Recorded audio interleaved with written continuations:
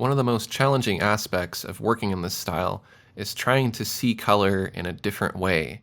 And if you're looking at a reference photo and it's the original colors, that makes it really hard because you keep wanting to pick those original colors.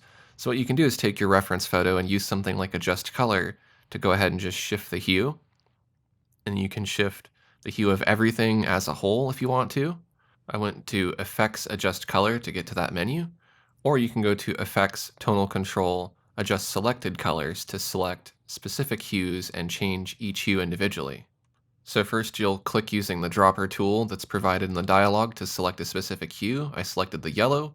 Then at the bottom under Replace, I'll adjust hue and I can change the hue to something like pink. Then I can target a different color like one of these greens and shift the hue again. Up at the top under Select, you have a way to select a specific range, so if you want a specific range of hues, you can do that too. This looks kind of interesting. I might go ahead and apply that effect one more time, and this time I'm going to shift that yellow again to something else. And now I have a reference photo that has the colors shifted so that I don't have to worry about getting confused by the original colors, and I can just follow this like it's any other reference. Here's another example of a tree. I'm going to go to Adjust Selected Colors. I'm going to select the sky color. I can make the sky a completely different color. Now it's up to you. You don't have to shift every color. You can also enhance colors by making them brighter, or you can just leave particular hues alone. I could leave the grass still a green color, but just make the sky pink. It doesn't mean that the grass needs to be blue and the sky needs to be pink and everything needs to be completely different.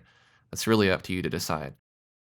Saturating the colors really helps to achieve this particular effect as well. I don't know that value necessarily helps, but if you do want to make a particular hue lighter or darker, you can do that as well. Something like that looks kind of cool.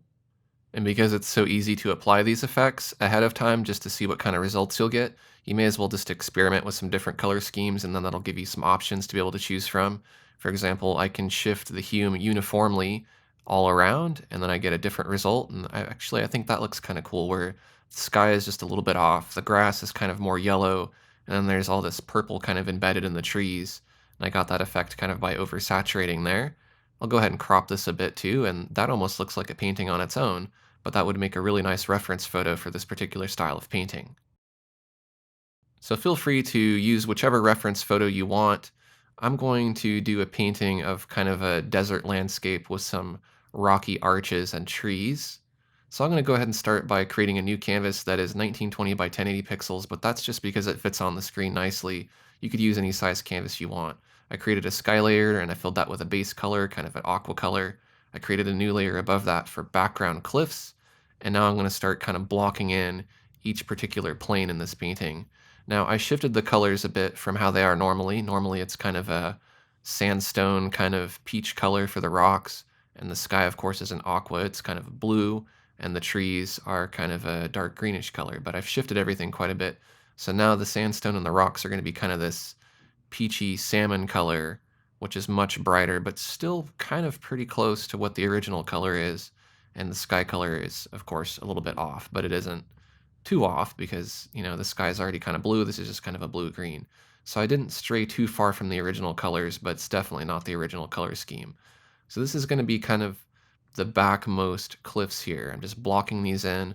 I'm going to use the smooth palette knife because this is just a nice painterly brush that kind of smudges paint.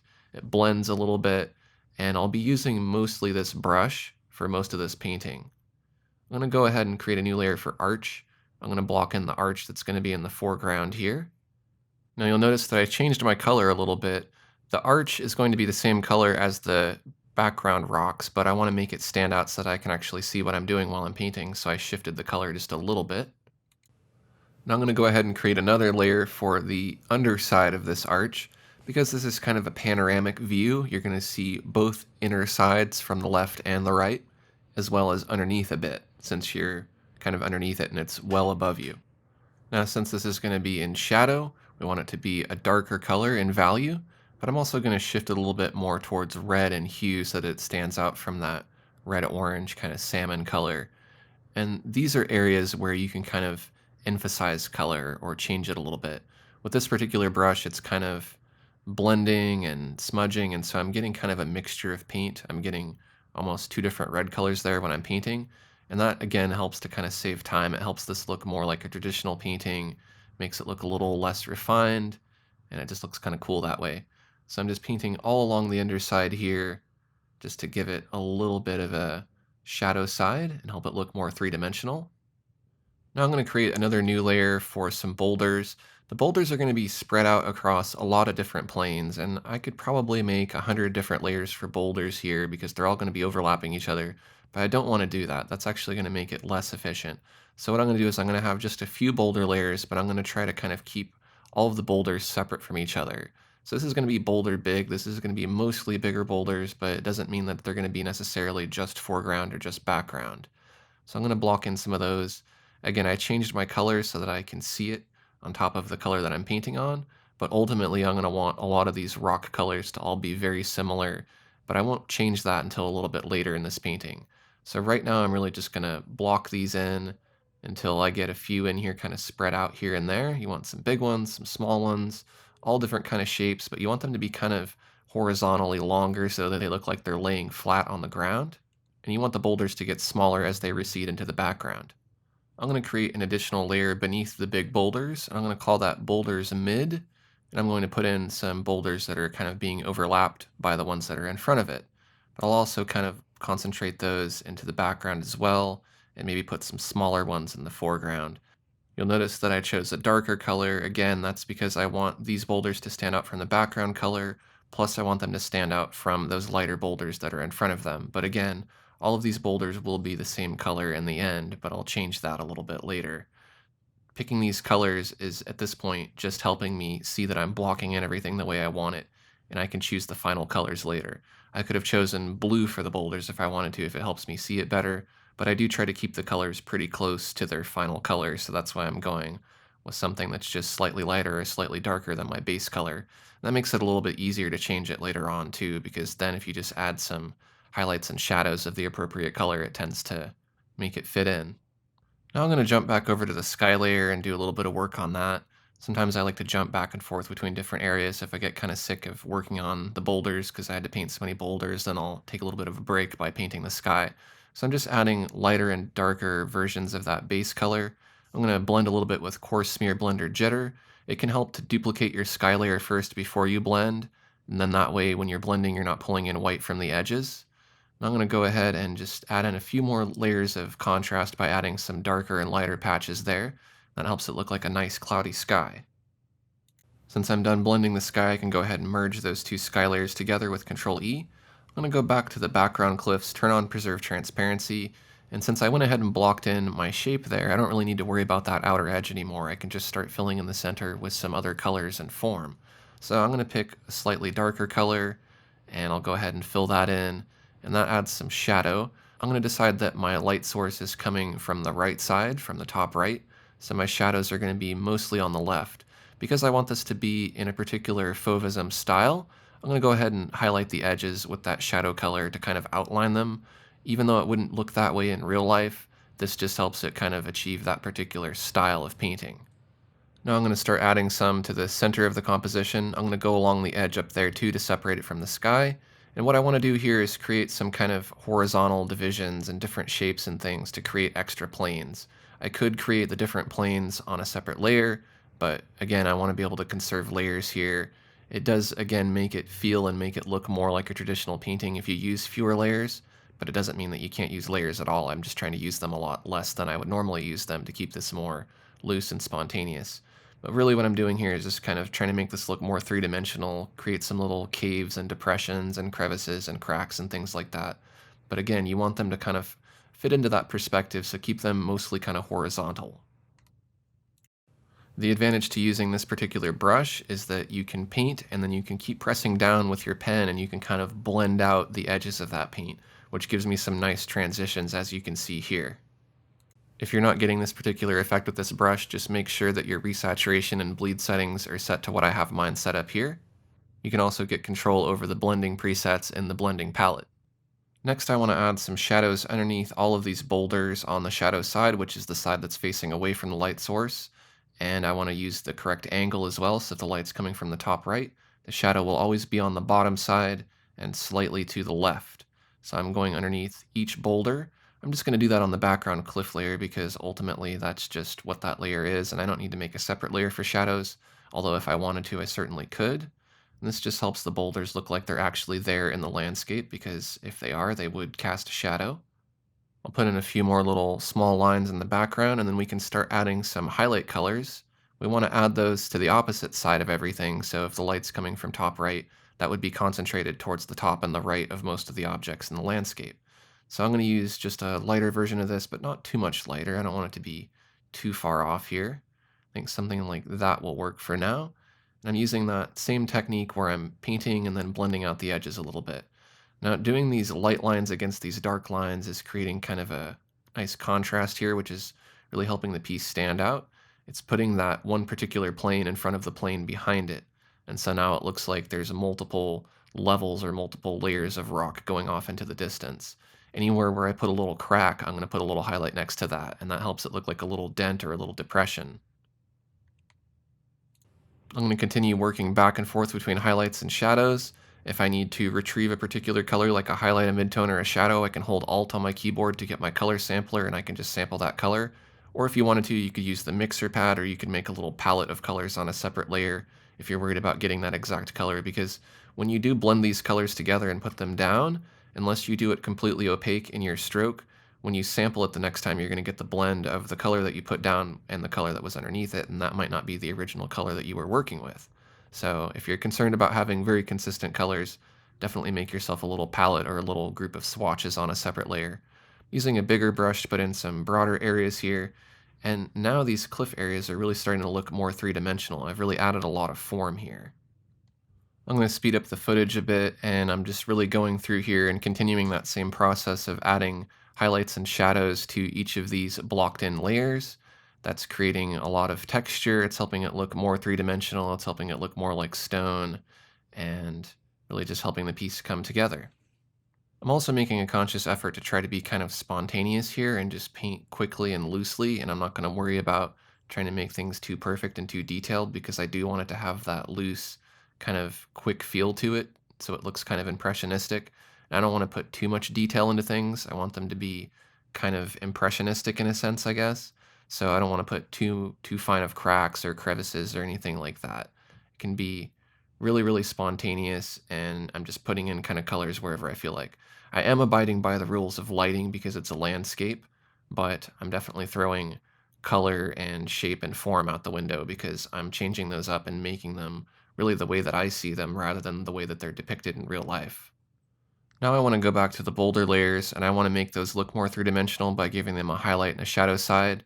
The lighter ones are already pretty light, so I just need to add shadows to those, and the ones that are a little bit darker already have shadows, so I just need to add highlights, so it's kind of a reverse process depending on which boulders I'm painting.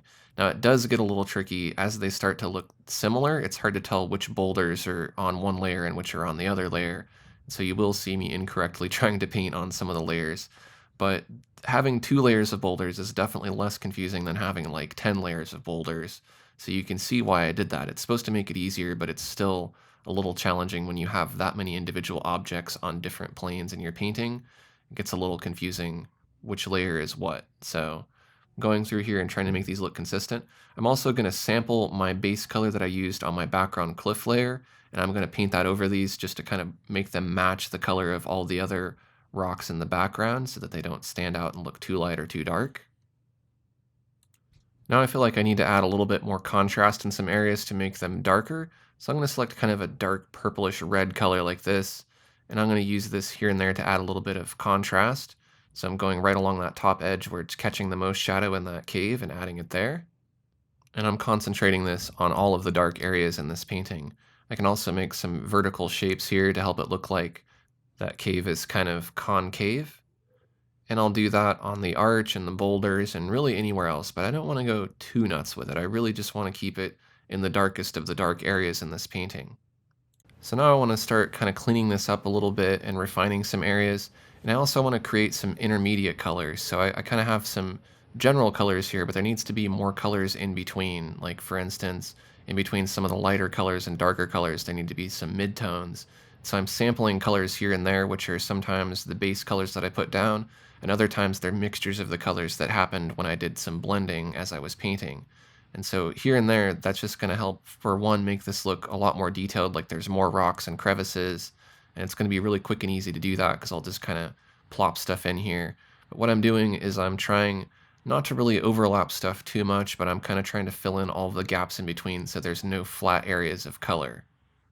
As I'm plopping in these different blobs of color, I can also go along the edges of them and enhance them with highlights and shadows, and that helps each of those little things look like little depressions or little raised areas or individual boulders, and it really gives it a whole lot of detail and really helps this stand out. As I move into the background, I want those details to be thinner and finer and smaller, and in the foreground they'll be bigger and broader, and that helps this look less flat and it helps it look like it's in perspective, like there's all kinds of different planes and it goes way back into the distance.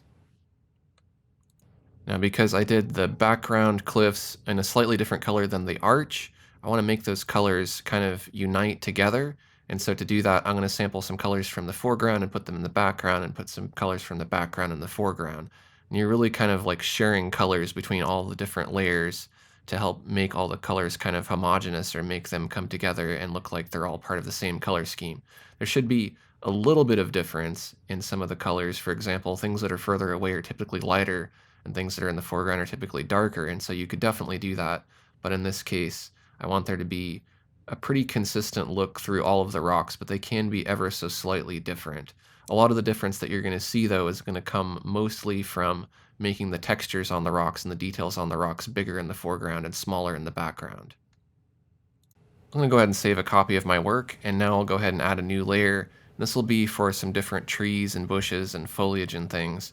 These are going to be kind of a mixture of blue and purple. So I'm going to have the trees and the bushes that are in the background a bit smaller and a bit flatter. And as I move into the foreground, they're going to get bigger and wider so that, again, I have that sense of perspective. So I'm putting down this purple color first, and then I'll go in and I'll mix in a little bit of blues and some shadows and some highlight colors that are a little bit closer to the sky. And my goal here is to use this smooth palette knife because it's not necessarily a brush that I would normally use for painting foliage. I don't want the trees to look just like trees. I don't want them to be really detailed. I do want them to look like kind of simple blobs. And this was a really challenging painting for me because I'm so used to painting trees that are trying to look realistic. And I caught myself a lot of times making the trees too realistic, which really makes them not fit in with everything else in this painting in this particular style. And so I do end up working these trees and reworking them quite a bit to make them fit. But again, I had to really watch myself to not overpaint these trees. Here's a good example where my habits really crept in and I go, okay, well, let's try using a brush that makes a bunch of leaves really quickly. That'll make this faster. And it did make it faster, but you can see when I add all these fine little details, they don't fit in with all the other big broad strokes that are in the boulders and everything else. And that might look okay, but it's not fitting my particular vision. In fact, it stands out and it just doesn't look right. So I am putting them in for now, but you'll see me later go through and really actually kind of erase a lot of this detail and paint over it to try to make these look less like realistic trees with a lot of detail. So the background trees are kind of more what I'm going for, but in the foreground, I guess I got kind of lazy and did it the wrong way. Now I'll put in some different branches on some of these trees, and I'll put in some just random lone sticks that don't have any leaves. But you'll notice that I'm separating my trees and my sticks and everything onto separate layers, and I'm doing something similar to the boulders where I'm not making a ton of different layers for all of these things, but I might have one or two layers for trees and one or two layers for sticks. And that just helps keep them separate enough to where they're not interfering with each other, but then I don't have too many layers because that's just a lot to deal with. I'm going to put in a new layer for some grass, and this is going to be some kind of lavender colored grass because I don't want it to be a grass green color. Trying out some different ways of putting it down, but again, I'm trying to overpaint it, and that's becoming an issue. So what ends up working better is if I don't try to make it look like grass and I just put down little patches rather than just try to draw individual grass blades. And that's kind of the theme for this whole thing, is it's really hard for me not to draw realistically sometimes. If I'm thinking about drawing a landscape, it's typically a realistic landscape, and so this is a challenge for me to try to do it in a more impressionistic style. I think it helps to add a few little blue highlights to that grass. You notice I added a few brighter highlights to some of the cliffs as well. I also added some lavender along some of the edges where you wouldn't necessarily expect to see it. And again, that just helps kind of go along with this more abstract style, and it helps it look a little more interesting, I guess. I highlighted some of the edges of the trees. I'm adding in some more bushes and trees here in the foreground. And again, I'm going to use that image hose brush a little bit, but here and there I want to mostly use just that same single smooth palette knife brush. And anywhere where I've added too much detail to the trees, I'm trying to compensate for that by maybe smudging it and painting over it a little bit more so each tree isn't so individually detailed. And just here and there, going back and forth between some different colors and adding in some little finishing touches and details and looking for mistakes. I tried blending the trees a little bit, but that didn't look good using a blender, so really what's working better is just painting over them. I'm going to add a few more little trees in the foreground.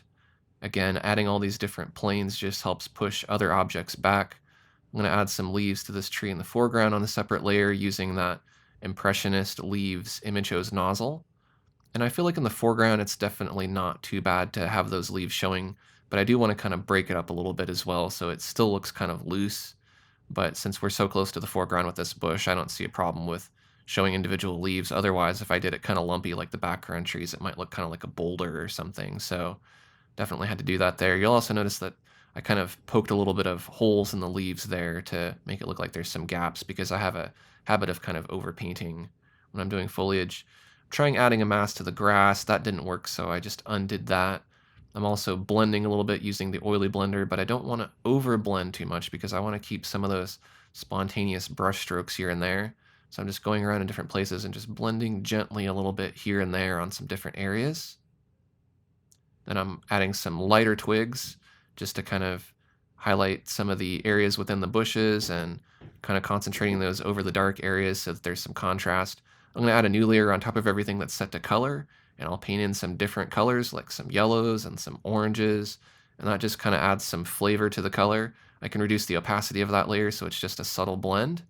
And I'm also using the Sargent knife to go in and do a little bit of painting as well.